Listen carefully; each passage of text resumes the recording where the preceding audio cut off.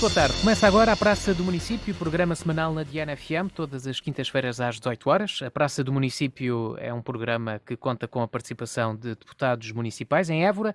Esta semana não contamos com os representantes do Partido Chega. Vão estar a participar no programa Paula Deus do PS, António Gavela do PCP e Francisco Figueira do PSD. Boa tarde, bem-vindos. Ora, vamos lá então para as notas de abertura. Começamos pela Paula Deus do PS. Boa tarde. Muito boa tarde aos meus companheiros de painel, a todas e a todos os ouvintes. Eu trago hoje para partilhar duas notas de abertura que aconteceram no dia 23 de maio, portanto na passada segunda-feira. Uma refere-se a uma iniciativa local da IAPM, portanto da Rede Antipobreza do Núcleo Distrital do Alentejo, que promoveu um webinar sobre a saúde mental, as respostas de saúde mental no Alentejo. Decorre de um questionário, um inquérito que foi feito a organizações que intervêm nesta área aqui no nosso distrito. E o que é que eu quero salientar deste webinar? Dois ou três aspectos. Primeiro, a saúde mental no distrito de Évora necessita de respostas públicas mais efetivas. As organizações da deficiência estão convocadas, na maior parte das vezes, para dar resposta às situações, nomeadamente de adultos, e, portanto, é necessário que esta perspectiva que existe na área da saúde mental, de se desenvolverem novas respostas, que se continue a lutar por ela, tanto nos adultos como nas crianças e jovens. O Departamento de Psiquiatria e Saúde Mental dá uma resposta para o distrito, dá a resposta que pode. Ao nível dos adultos há uma cobertura interessante, ao nível das crianças tem tido mais dificuldade, mas nem é necessariamente pelo próprio hospital, mas tem a ver de facto com o facto de não se candidatarem necessariamente para cá a pedopsiquiatras, mas a saúde mental não se resume à pedopsiquiatria, e portanto quem está vai desenvolvendo aquilo que é possível. E, portanto, queria também dar nota daquilo que está a ser feito, nomeadamente, no caso do Hospital Distrital de Évora, das respostas comunitárias para adultos e, mais recentemente, para crianças que têm. Implica que exista um trabalho das equipas multidisciplinares nos respectivos domicílios, o que é muito, muito importante para determinados doentes com problemas de saúde mental. Depois, uma outra nota é para, pronto, já aqui fiz alusão à importância das instituições da área da deficiência, que não sendo a sua vocação, se tenham chegado à frente, e a outra associação, que é a Meta Alentejo, que foi exatamente criada para dar resposta a este propósito, portanto, aos problemas da saúde mental.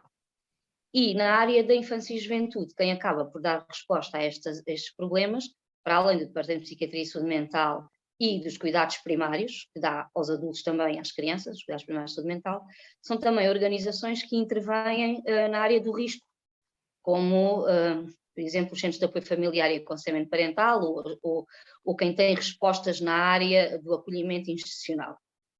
E neste sentido, de facto, tem havido um trabalho de grande esforço, mas reforçar que estas organizações, que mais uma vez se encontraram e que mais uma vez estão muito disponíveis para continuar a fazer um trabalho conjunto, continuam de facto a sustentar todos os dias, não é? E a trabalhar todos os dias para que exista uma resposta mais efetiva para aquela que não é necessária. Eu não me referi a uma outra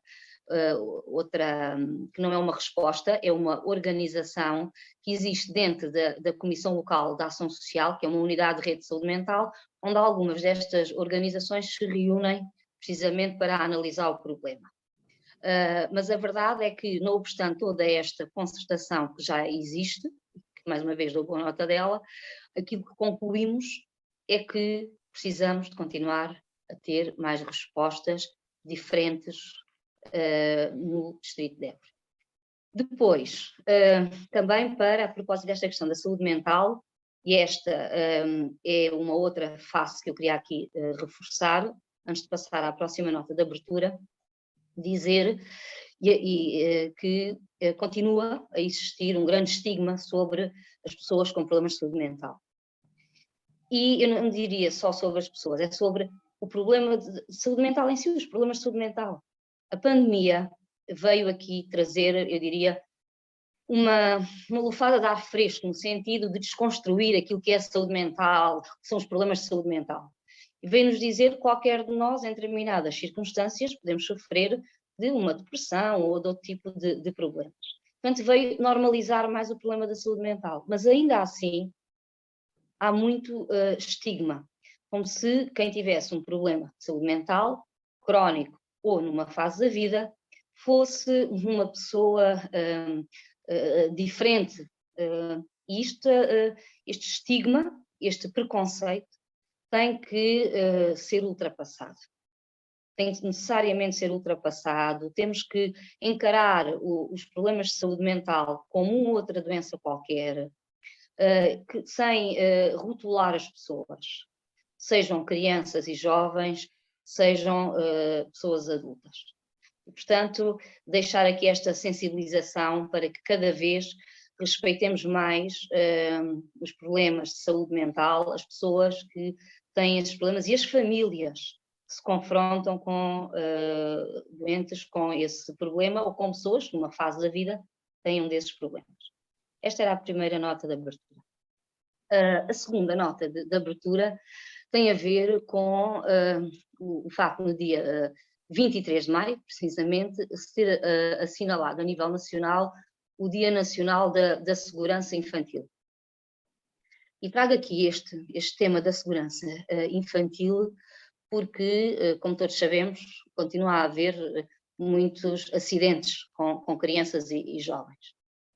E, portanto, é um dia que passa muitas vezes despercebido, mas é um dia que nos deve fazer recordar que este problema existe. Vem aí o verão, vem aí os problemas das piscinas, e, portanto, quem diz isso diz o inverno e o problema das lareiras, diz o problema da sinistralidade rodoviária, diz vários problemas que continuam a existir com as crianças e jovens e que, de facto, diz os parques infantis, diz problemas associados ao uso de equipamentos, enfim.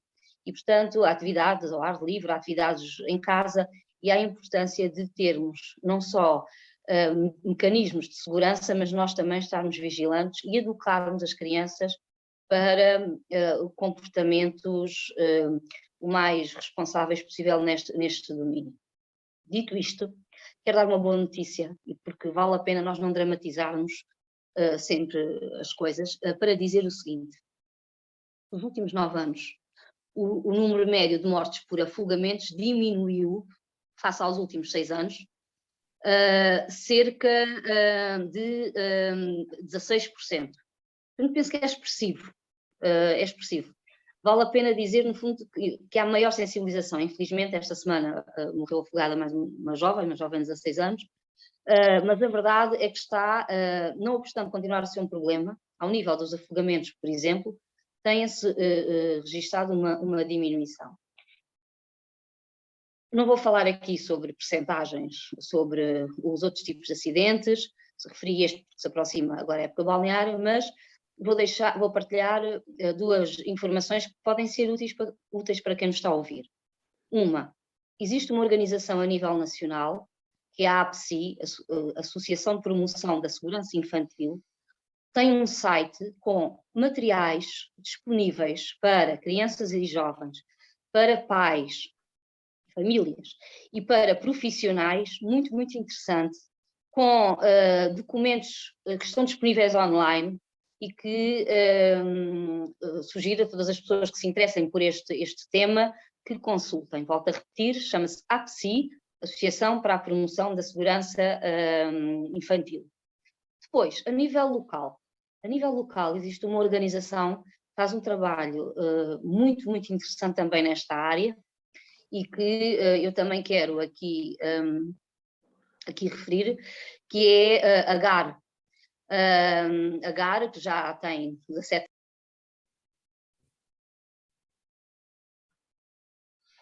Agora deixamos de ouvir. Paula, Deus, deixamos...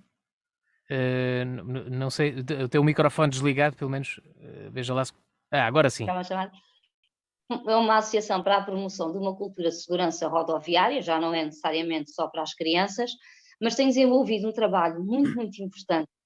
E eu convido todos e todas, portanto, as pessoas do nosso concelho a visitar o Garódromo. O Garódromo é um circuito de educação cívica e animação rodoviária para crianças, jovens e famílias, que tem uma pista que replica, ainda por cima, a Praça do Giral, e onde há vários veículos e é possível, de facto, tomar consciência das boas práticas de condução através da condução desses veículos. E depois tem um outro projeto também muito interessante, que é o Alcokart. O Alcokart é um simulador de condução, de um kart elétrico, que permite que se tenha a noção dos riscos de conduzir embriagado e tanto de todas as coisas com que as pessoas se podem deparar e da gravidade que isso representa. E por isso deixo este... Muito bem. Se me é permitido, para visitarem o site da APSI e da GAR, aqui no Alentejo, que está situada antes de Arraiolos, mas que também tem sede em Évora e está disponível no seu site mais informação. Muito bem, as notas da Paula desde o PS. Agora é o António Gavela, do PCP. Boa tarde. Arranjo aqui mais uma nota, são 3. Uma primeira para referir que começou dia 23 o processo de revisão do plano de urbanização de Évora. Participaram mais de 60 pessoas na sessão de apresentação no Salão Nobre da Câmara, portanto, foi feita a apresentação pela Câmara, que assumiu o plano como um plano de urbanização de compromisso. O que é que isto quer dizer? Por um lado tem um objetivo, que é Évora precisa de estar novamente na linha da frente no plano urbanístico. Como sabemos, o plano diretor aprovado no país foi o de Évora, não é? Portanto, e é tempo de voltar a tentar. Portanto, isso só na prática e nas questões concretas é que se lidera. Mas pronto, e temos de valorizar e liderar nesta área, porque pronto, há uma equipa contratada, portanto, que fez a apresentação da metodologia, da forma de participação.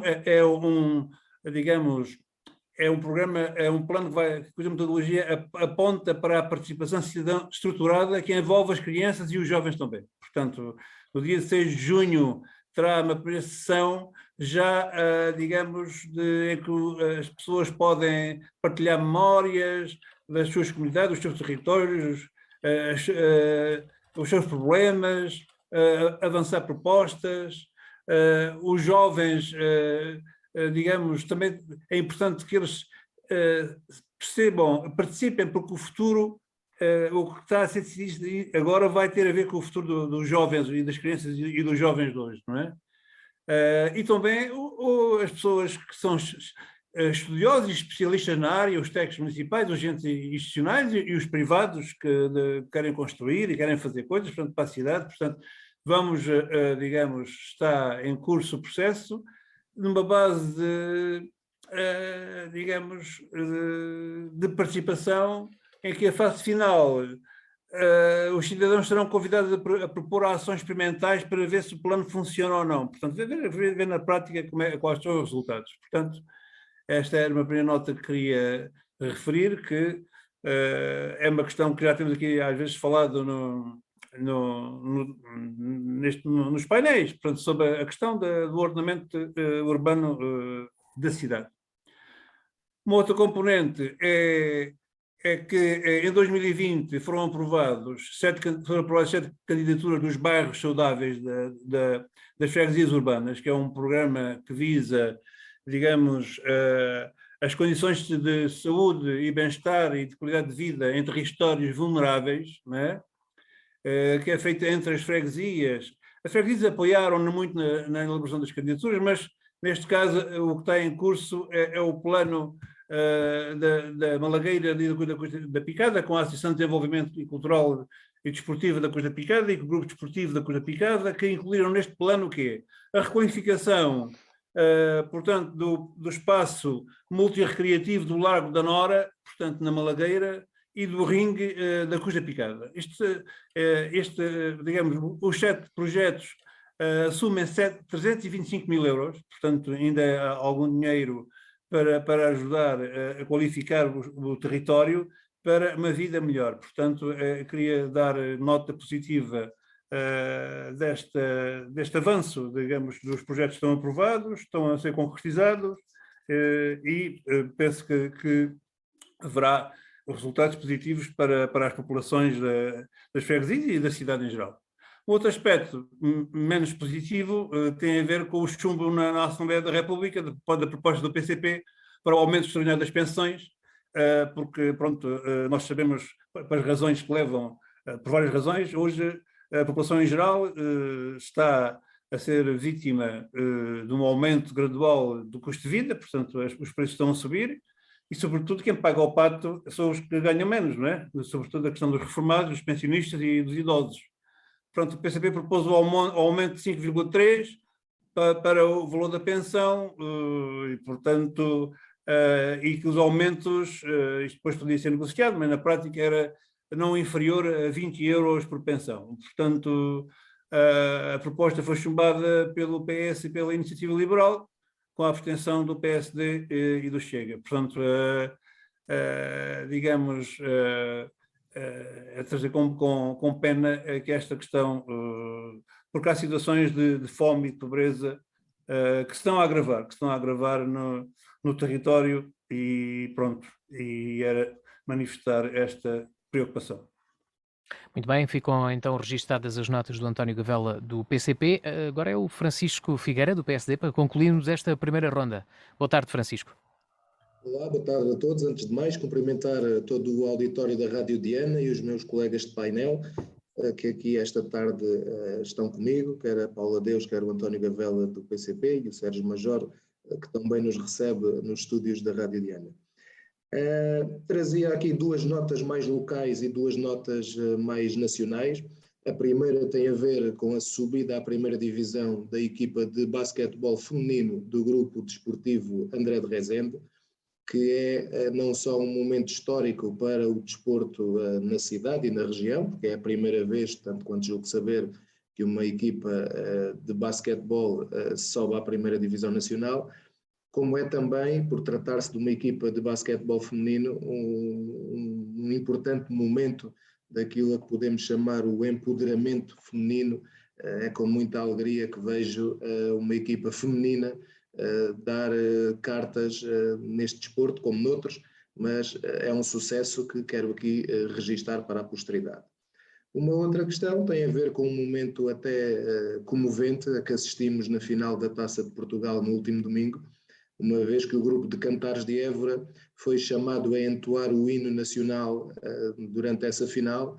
Foi um momento, além de bonito, foi uma manifestação cultural que para mim até foi comovente ver estes nossos concidadãos da cidade entoarem ali com o canto alentejano o hino nacional num momento tão importante na vida desportiva e no momento em que o país se concentrava e olhava para o Estádio do Jamor nesse evento sempre relevante do nosso calendário.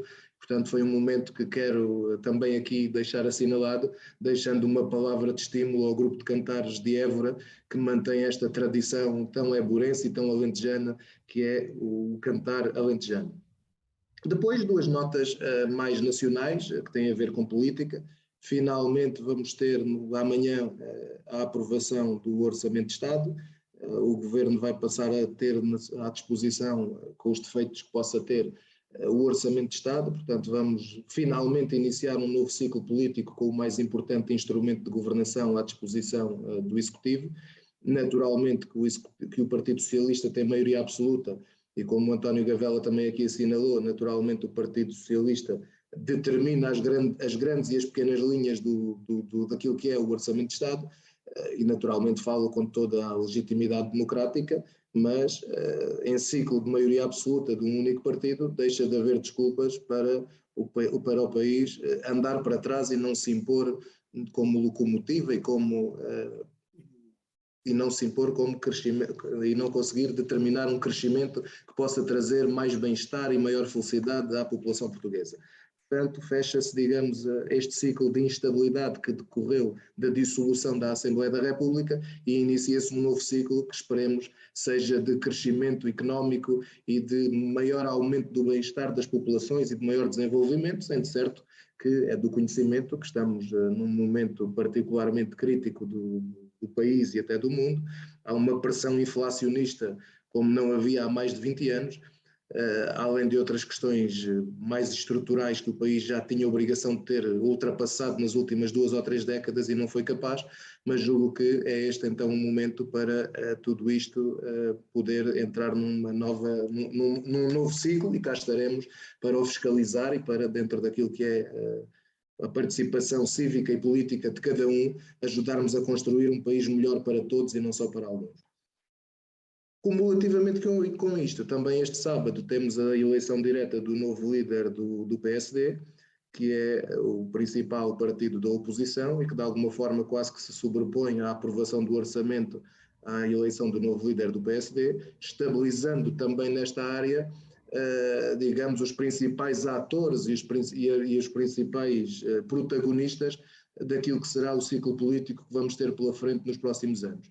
Faço naturalmente votos para que estas duas questões se desenlacem finalmente. Acho que o país já vive há demasiados meses numa situação de indefinição política, com todos os constrangimentos que vêm daí, sem fazer agora aqui, porque não é o momento, análises quanto a essa questão, nem quanto às culpas que podem vir daí, ou de quem são os responsáveis por isso. A verdade é que estamos há longos meses tivemos longos meses com um governo em situação de indefinição. Depois estamos também há semanas à espera que o Orçamento de Estado possa ser aprovado na Assembleia da República, mas isso naturalmente é decorrência normal da democracia.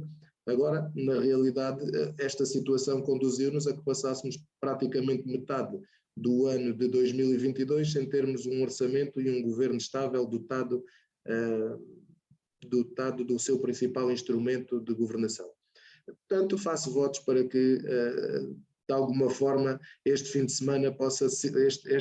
semana possa ser um momento de mudança e de estabilização do sistema político português e possamos todos focar-nos, cada um à sua dimensão e cada um dentro do protagonismo que tem e das responsabilidades que o povo lhe quis atribuir, possamos todos ajudar a construir um país mais justo, mais solidário para todos. Ora, está concluída esta primeira ronda com as notas de abertura, hoje um pouco mais longas que o habitual, também porque temos um pouco mais de tempo devido à ausência dos representantes do Partido Chega, mas vamos avançar agora para o tema escolhido pela nossa redação. Um jornal ontem, o Correio da Manhã, em concreto, divulgou que 20 câmaras municipais não podem contratar mais funcionários devido à situação de ruptura financeira. E nesse grupo de 20 câmaras municipais está a Câmara de Évora. Ora, Paula Deus, ficou surpreendida? Não a estamos a ouvir. Estão-me a ouvir agora? Agora sim. Okay. Ficou surpreendida? Sim. Bom, surpreendida propriamente não é? Quem acompanha a atividade do município não se deixa propriamente surpreender por estas as questões. Não obstante, o Sr. Presidente da Câmara ter garantido que a questão da dívida neste momento, o endividamento estava controlado e, portanto, que o município tinha maior capacidade para desenvolver aquilo que são as suas competências. Mas, na verdade, quando da aprovação da prestação de contas de 2021, a bancada do Partido Socialista salientou precisamente que a receita cobrada, e portanto eram 57 milhões de euros em 2021, estava abaixo da receita que era orçamentada. Mas estava abaixo num limite que depois leva a pode levar a estas questões, porque a receita orçamentada era de 65 milhões de euros e em 2021 só foram cobradas 57 milhões de euros, portanto os valores são estes. E o que é que nos diz o regime financeiro das autarquias locais e das entidades intermunicipais? Os municípios têm um limite ao endividamento, e esse limite é de 1,5 da média dos últimos 3 anos, um limite dessa percentagem face à receita que cobraram. E, portanto, enfim, o município de Évora, como outros, têm que cumprir o regime financeiro das autarquias locais e das entidades intermunicipais, e é natural que esta limitação exista. No entanto, é preciso nós termos aqui também duas salvaguardas a propósito das questões do pessoal. É que esta lei também diz que há 2 exceções. Por um lado, no âmbito da transferência de competências, não está abrangida essa limitação, e no âmbito de integração de pessoas precárias, portanto, pessoas que já estão com contratos nos municípios, com contratos precários, e que passam para o quadro por via de concurso, enfim, pelas vias que serão as corretas. E, portanto, essas 2 exceções ficam de fora a nível pessoal, independentemente desta regra que todos os municípios do país conhecem e que impõem determinados limites. Mas concorda com a regra? Eu não, olha, estas questões de concordar, tem que haver regras, não é, nos limites ao endividamento. E o facto de estas 2 exceções existirem é importante. A questão aqui é de planeamento, não é só de regra, não é? Porque regras existem. Se nós, quer dizer, enfim, se a regra deve ser 1,5, não é, da média da receita cobrada nos últimos 3 anos, bom, não vou por isso, é 1,5, devia ser 1,3 ou 1,8. Aqui a questão é que essas regras existem. No caso do município de Évora, nós sabemos que o Sr. Presidente de Câmara reporta sempre à dívida, já há muitos anos, que herdou o Dr. José Ernesto, por sua vez o Dr. José Ernesto herdou o Dr. Abílio Fernandes, e bom, nós podemos ir sempre fazer esta, como já foi aqui dito, esta pré-história da dívida. Mas agora, deixando essa parte, há essas regras e, portanto, tem que haver planeamento. Tem que haver planeamento. Sabemos que os recursos humanos em qualquer organização são uma fonte significativa de absorção de receita, quer dizer, em qualquer organização, nas novas organizações viradas para as novas tecnologias, não será tanto assim, não é? Mas nas organizações públicas e outras, a tendência é os recursos humanos consumirem, que são as pessoas que fazem as coisas, não é? Grande parte da despesa. É natural. Portanto, mais do que estar aqui a dizer se o limite é o correto ou não, a verdade é que nós, bancada do Partido Socialista, já tínhamos alertado para uma questão, é que a receita, e aí é que se calhar também temos que ver, a receita cobrada em 2021 foi inferior à estimada. E essa é uma questão. A estimada foi 57 milhões, a receita, a estimada não, a cobrada e a estimada seria 65 milhões. Porquê é que esta receita não foi cobrada? Também é uma questão importante.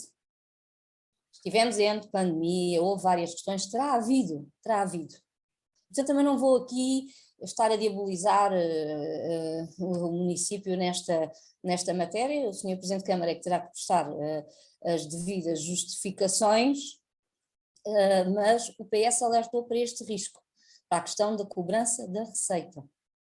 E tem que ser, e o PS está, como é evidente, atento a isto no ano 2022, para que esta situação seja corrigida o mais possível. Mas numa segunda ronda terei a oportunidade ainda assim de falar a propósito desta questão do aumento ou não da capacidade de endividamento aqui dos municípios e como é que todos nós depois nos acabamos por posicionar, às vezes de formas, umas vezes de uma maneira, outras vezes de outra, mas já teria a oportunidade de falar sobre isso. Muito bem. António Gavela, do PCP. O que é que lhe apraz dizer sobre esta notícia, enfim, e a situação em que a Câmara de Évora se encontra, segundo a notícia? Referi que a notícia não corresponde à verdade, é falsa. Segundo referir que os números estão avançados pelo anuário financeiro da ordem dos contabilistas, estão errados. A Câmara já saiu da situação de ruptura financeira há bastante tempo. Desde 2020 não está em situação de ruptura financeira. Tem contratado pessoal a todo tipo e vai continuar a fazê-lo. Portanto, quem define, digamos, essa questão do 1,5%, que a Paula diz e é assim mesmo, não é? Nós temos as contas da Câmara de Évora, de todos os municípios. Quem valida isto é o ROC, é a DGAL e é o Tribunal de Contas. Que é quem? E, de facto, aí não há qualquer luz amarela a acender nem a piscar. Portanto, isto são... Nós, digamos, estamos a tentar perceber o que é que, digamos, o que é que a ordem dos contabilistas, porque temos o maior respeito, atenção, digamos, dizer que está errado, não quer dizer que não tenhamos respeito, certamente farão o melhor dentro dos critérios que têm, não é? Que valores é que atribuíram para chegar a este resultado, não é? É que nós estamos abaixo do 1.5, estamos abaixo disso, digamos, dessa questão que nos impossibilitava de contratar pessoal, não é? E estávamos em situação de ruptura financeira, não é? Pronto, e não quero aqui voltar a todos os debates a falar na questão da herança de dívida, mas pronto, mas a Câmara esteve de facto 6 anos sem poder contratar pessoal, e isso acabou em 2020. Portanto, a questão da situação do PS, pronto, agora voltamos a poder contratar, não é? É que uma questão importante é que em 2013, quando, na sequência da CDU ter ganho as eleições para a Câmara Municipal, nós tínhamos, digamos, uma situação financeira de menos 32 milhões de euros, portanto, objetiva. Em 2017, menos 12 milhões. E em 2021 temos uma capacidade de endividamento de quase 8 milhões de euros, portanto, de ir à banca, não é? Portanto, essa questão da ruptura financeira, ela de facto não existe.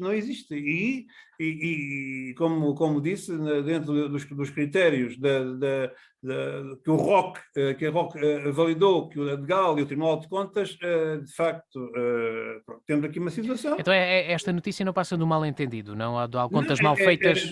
Temos de perceber qual é o critério, o que é que, digamos, para a ordem dos contabilistas, que valores foram regulados para chegar a esta situação de que a Câmara de Évora está acima de 1,5. Portanto, quando os dados, os valores que estão na DGAL e que estão auditados e estão, digamos, validados, confirmam que nós estamos abaixo do 1,5, que é um dos critérios para declarar a ruptura financeira. Portanto, digamos, não há, digamos, esta notícia, digamos, pronto,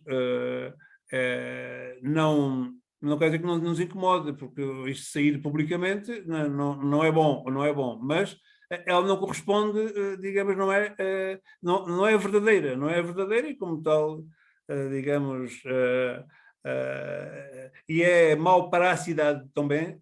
Estamos sempre em falar em falência técnica, digamos, em imobilismo. É evidente que cada um de nós aqui tem a sua perspectiva política da situação, etc. Mas eu volto a dizer que interessa é ser, digamos, basearmos em factos reais para assumir posições políticas. E, de facto, o que nós temos aqui é que nós não estamos no ponto 1.5, que é um dos critérios para declarar, e temos a capacidade de endividamento de 8 milhões de euros, e ninguém nos disse que não podíamos contratar pessoal, nem o Tribunal de Contas, que não perde um segundo para digamos, intimar, para notificar os municípios de que não pode fazer isto ou aquilo, nem a própria DGAL. Digamos, é uma situação que teremos certamente numa nota pública sobre esta questão. Isto é de ontem, digamos,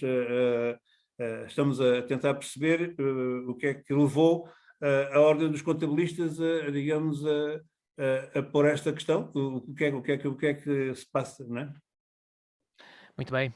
Francisco Figueira, do PSD. Antes de mais, do ponto de vista técnico, eu penso que a Paula Deus já fez aqui uma análise e um enquadramento da legislação que enquadra esta situação.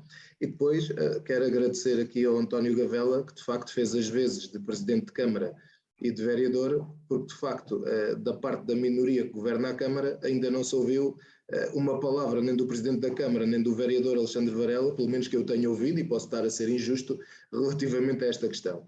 Portanto, eu penso que o António Gavela fez aqui um papel importante para a cidade e mais uma vez volta a assinalar esta questão, porque de facto é com estupefação que eu assisto a que já passaram mais de 24 horas sobre uma notícia que lesa desde logo a imagem da cidade, para além do município, porque isto está muito para além daquilo que é a gestão do município, não é? É uma notícia, como o António disse bem, que naturalmente coloca a cidade num rol de incumpridores e de municípios mal geridos, que de facto a ninguém aproveita, não é? E portanto eu julgo que a Câmara tinha a obrigação e até o dever de responder com celeridade a este tipo de questões. E se de facto os números não estão corretos e se a situação é de facto contrária àquela que está noticiada, eu julgo que o Presidente da Câmara e os vereadores executivos, que eu volto aqui a dizer, como já disse muitas vezes, são 2 em 7, não é? Tinham a obrigação e o dever de publicamente defenderem a imagem do município e da cidade e fazê-lo com celeridade, porque estamos num tempo do online, estamos num tempo de notícias a correr e a partilhar quase ao segundo e, portanto, não é bom para ninguém que este tipo de notícias corram num dos principais órgãos informativos do país sem que a Câmara tome uma posição, sendo certo que, acreditando no que diz o António Gavela, e não há razões, não tenho nenhuma razão, nem pessoal nem política, para dizer que ele não está a falar a verdade, se a situação é de facto, e se a notícia é totalmente errada, na realidade eu acho que a Câmara tem o dever de repor publicamente a verdade. Agora, objetivamente, a situação eu queria chamar de falência, mas a situação de dificuldade financeira e de má gestão financeira que a Câmara tem ao longo já de décadas, não é? Porque isto os anos passam e quer dizer, o Dr. José Ernesto Oliveira ganhou a Câmara em 2001, se a memória não me atraiçoa. E portanto estamos a falar há 21 anos, não é? E portanto, desde praticamente dessa altura até hoje, a Câmara e o debate político em torno da Câmara de Évora tem-se feito em grande parte atrás de um chavão que era a Évora, cidade de excelência, e depois a seguir foi atrás da questão do endividamento, e esta tem sido, digamos, as duas grandes narrativas que de alguma forma têm dirigido ou presidido, digamos, ao debate político em torno da Câmara de Évora e do município de Évora. Ora, eu julgo que uma cidade que se pretende assumir como uma das principais cidades de média dimensão do país, como uma cidade referência do interior, como uma cidade culturalmente relevante e que se candidata à capital europeia da cultura, não é qualquer coisa, não é uma coisa de sumenos. Eu julgo que o debate político tem de facto que sair deste acantonamento em que tem estado, porque de facto nós temos que pensar noutras coisas, temos que pensar no desenvolvimento da cidade, temos que pensar nas perspectivas de vida dos municípios, temos que pensar na capacidade de atração do município, temos que pensar no alargamento da área de influência do município de Évora, e temos que sair deste debate que obviamente é essencial, não é? Que o debate financeiro é essencial, porque quem não tem ovos não faz omeletes, as coisas são mesmo assim. Agora, nós não podemos reduzir-nos a debater, sempre que debatemos as políticas municipais, o centro do debate está sempre no endividamento, e se a Câmara deve muito ou deve pouco, isso pode ou não pode contratar, e isso depois acaba por condicionar e até inquinar todo o resto do debate político, que é obrigatório e necessário fazer-se à volta do município. Na realidade, nós estamos em processo de revisão do PDM, o plano de urbanização teve a sua primeira sessão plenária, como já aqui algum dos meus colegas assinalou há poucos dias. Isso é uma coisa da maior importância para o desenvolvimento da cidade. A habitação na cidade de Évora está exaurida. Nós, se quisermos comprar, arrendar, seja a que preço for, simplesmente não há casas à escolha para as pessoas que querem vir ou que têm um filho e precisam de uma casa maior, simplesmente não há. E, portanto, é urgente e necessário que a Câmara e o município se foquem na questão da gestão das questões que afetam diariamente a vida das pessoas. Nós precisamos de olhar com cuidado e com parcimónia, coisa que não existiu no passado, e isso é um dado objetivo e factual, para a gestão financeira e económica do município, porque o município tem que ter finanças sãs, naturalmente, não é? Porque, quer dizer, eu ouvi durante muitos anos que a culpa era do Passos, não é? E depois havia o Sócrates, e aqui em Évora, pronto, a culpa ou é do Abílio ou é do Zé Ernesto, e de hoje à manhã vai ser do Carlos Pinto Sá. Peço desculpa da coloquialidade, da forma como coloco isto, mas esse tipo de passa-culpas, pronto, são coisas muito adequadas para nós conversarmos à volta de um prato de caracóis e numa visita ao Café Arcada passa publicidade, mas não é isso, não é esse passa-culpas, nem esse debate à volta de quem é que geriu melhor ou quem é que geriu pior, que vai perspectivar o futuro da cidade. E, portanto, eu acho que nós temos que sair deste acantonamento do debate financeiro e temos que nos focar no projeto que a cidade tem para o seu desenvolvimento e para os seus habitantes e para aqueles que pretendem voltar ou instalar-se na cidade. E isso é um debate que eu julgo que tem falhado nos últimos anos. Vamos fazer uma última ronda. Paula de Deus, do PS, o que é que ainda ficou por dizer em relação a este assunto? Este assunto, eu diria que, enfim, que peca por ausência de esclarecimento do Sr. Presidente da Câmara Municipal de Évora. É o que também aqui é importante esclarecer. Não obstante aquilo que foi dito pelo nosso companheiro de painel, António Gavela, e que em nada, como é evidente, desvalorizo. Mas, de qualquer forma, a questão é um programa de rádio, um programa na Rádio Diana, outra coisa é um esclarecimento público sobre uma matéria tão sensível da parte do Sr. Presidente da Câmara Municipal de Évora. Portanto, o resto, enfim, foi debatido, como se vê, há sempre diferentes perspectivas, aqui até substancialmente se calhar diferentes, pelo jeito até pode haver aqui um equívoco, não sabemos, enquanto o Sr. Presidente da Câmara não vier esclarecer. Não obstante, sem desmérito nenhum para o que foi dito aqui pelo nosso companheiro de painel, António Gavela. Mas, na verdade, também não deixa de ser para nós, quando eu digo não é surpresa, é porque, de facto, a receita, mais uma vez, que estava prevista no orçamento, foi abaixo daquela que foi cobrada e, portanto, nestes desencontros de planeamento e de alguma falta de capacidade operacional, também é preciso estar atento a isso, é natural que surjam estes problemas. Agora, queria aqui introduzir uma questão complementar a esta e que decorre do Orçamento de Estado. O Orçamento de Estado, ou no Orçamento de Estado, foi aprovado um aumento do endividamento dos municípios, mediante uma proposta do PS, numa situação de exceção. E numa situação de exceção, e tem a ver com os projetos cofinanciados, em despesas que não serão à partida, não seriam elegíveis. E esta questão é muito importante. É muito importante porque nos permite ir captar mais fundos estruturais, fundos comunitários para o desenvolvimento, nomeadamente em cidades e em concelhos como o de Évora. E por isso eu não queria deixar de passar esta questão em branco, que é uma questão importante. Houve muitos partidos que se abstiveram, houve outros que votaram contra, como foi o caso do Chega, do PCP e do Iniciativa Liberal. O facto de terem votado contra, a explicação da maioria dos partidos tem a ver não com o conteúdo da proposta, o que desde já me apraz saber, mas com, pelo menos naqueles que se abstiveram, como foi o caso do PSD, mas tem sobretudo a ver com a questão da forma como foi apresentado. Isto há entendimentos diferentes da parte de juristas, o PS considerou que a proposta era perfeitamente legal e por isso a submeteu, foi aprovada e neste momento, para 2022, as autarquias, naquilo que se refere aos fundos comunitários, em despesas não elegíveis, à partida, não elegíveis, têm uma capacidade de endividamento em 40%. Boa notícia para Évora, boa notícia para o nosso concelho, boa notícia para a região Alentejo. Muito bem, António Gavela, do PCP, a Câmara de Évora tem algum problema de receita cobrada, como disse a Paula de Deus? A receita cobrada não tem exatamente a ver com esta questão, portanto, digamos, é evidente que não melhora a situação financeira, se cobramos menos do que estava previsto, portanto, agora isto não é estrutural, não é? Agora, aqui também queria referir que eu não estou aqui em nome do Presidente da Câmara nem do vereador, portanto, estou aqui em termos da questão política do município.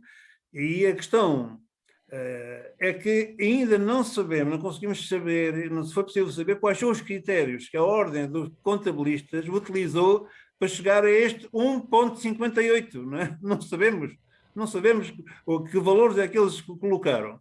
Porque se isto fosse assim, digamos, não eram eles os primeiros a saber, porque esta informação chega primeiro ao Tribunal de Contas, à Direção-Geral da Administração Local, etc. E nós, não era só a contratação de pessoal, era o acesso a fundos comunitários, era um conjunto de questões que a ruptura financeira inviabiliza, digamos, paralisa os municípios. Eu recordo, há anos atrás, digamos, a Câmara não podia comprar um prego sem pedir a dizer que o prego era uma utilidade pública e era fundamental para o município. E tinha que vir uma autorização da DGAL para isso. Quer dizer, isso acabou. E, digamos, foi com surpresa que se recebeu esta informação. O Estado-se a tentar perceber, digamos, também reagir a quente, dizer que é mentira. Eu posso dizer que é mentira porque eu estou convicto, tenho as contas aqui à minha frente e, digamos, a validação delas, não estou a enganar os meus colegas de painel, né? Portanto, né? Elas são as informações que eu tenho. Agora, digamos, nós também temos respeito pela ordem dos contabilistas, não é? E digamos que eles não fazem isto para tramar a Câmara de Évora, digamos. O que é que está aqui? Que não condiz com os critérios da própria Tribunal de Contas e da DGAL. E isto não tem a ver com arranjar aqui intrigas entre instituições, estruturas, digamos, do Poder Central ou que têm legitimidade e são reconhecidas pelo seu trabalho. No fundo, é dizer que a situação que a Câmara conseguiu obter de estabilizar a sua situação financeira, sair da situação de incumprimento, de falência técnica e voltar e conseguir um excedente financeiro, digamos, de capacidade de endividamento, de voltar a ter acesso a fundos financeiros, de desenvolver a sua atividade como for capaz, digamos, isso é factual. Agora, digamos, é uma situação que, como o Francisco dizia, não é agradável para ninguém. Portanto, nós, no fundo, somos todos de Évora e seja quem seja que esteja no poder, digamos, nós queremos sempre que a cidade não haja equívocos nem dúvidas em relação à cidade, não é? Porque são os evorenses, é o Alentejo que é penalizado e Évora, no fundo, é a capital do Alentejo, embora pronto, com todas digamos, as questões que esta afirmação levanta. Francisco Figueira, do PSD. Bem, como eu julgo que já está tudo mais ou menos escalpelizado quanto a esta matéria, eu há pouco não estava a fazer do António Gavela o Presidente da Câmara de Évora, estava a assinalar que de facto ao fim destas horas todas e deste tempo todo que já passou desde que esta notícia esteve, a Câmara objetivamente não tomou nenhuma posição pública e o António Gavela é, digamos, o primeiro responsável autárquico e eleito pela CDU que eu ouço assumir alguma posição relativamente a isto. E, de facto, eu apelava a que, porque é normal que as instituições, a vida das instituições e das públicas ainda mais, é sempre escrutinada e há sempre notícias mais positivas e outras que são mais negativas. Eu acho que a Câmara tem que ter aqui uma sincronização e uma sintonização com a reação pública mais rápida, porque, de facto, é como diz o António muito bem, a cidade de Évora é um símbolo e um baluarte na nossa região, é a maior autarquia da CIMAC, de longe, que é mesmo assim, e portanto nós precisamos objetivamente que a gestão executiva da Câmara, quando se colocam notícias negativas para a cidade, seja tenham ou não elas fundamento, que haja uma reação que de alguma forma sossegue não só os munícipes, como sobretudo de alguma forma introduza uma narrativa mais correta e mais consentânea com o prestígio da cidade na opinião pública. E eu julgo que, de facto, nas últimas horas, não é, esta notícia tem corrido como fogo em pasto seco, não é, que é mesmo assim, quanto a esta autarquia e quanto às outras 20 que estão, quanto às outras 19 que estão nessa notícia, sem que a Câmara de Évora tenha feito sequer uma nota de imprensa, de alguma forma, digamos, a introduzir algum elemento que tenha a ver com a sua posição, não é? E foi isso que eu procurei aqui assinalar e julgo que seria bom para todos e sobretudo para a cidade que fosse possível que a Câmara tivesse rapidez e celeridade a abordar estas questões. Quanto ao mais, é como disse há pouco, acho que de facto a cidade tem que sair deste debate importante e relevante que é o debate financeiro, mas tem que se focar no seu desenvolvimento e naquilo que é o projeto que tem para o futuro. Essa é que é a questão estrutural que vai de alguma forma condicionar e determinar o futuro de todos os emburenses, dos já nascidos, dos mais novos, dos mais velhos e daqueles que hão de vir, porque o nosso papel aqui é tomar conta da cidade para a deixar aos vindouros, que é mesmo assim que nós acabamos por ser um parênteses na história desta cidade multissecular, e temos que honrar as responsabilidades que cada um de nós acaba por ter em cada momento para que a cidade fique melhor do que aquilo que nós a encontramos. É essa a nossa principal preocupação. Muito bem, fica registada a vossa opinião. Vamos concluir o programa. Quero agradecer a vossa participação, mais uma vez à distância devido à pandemia de Covid-19. Muito obrigado. Marcamos encontro para de hoje a uma semana.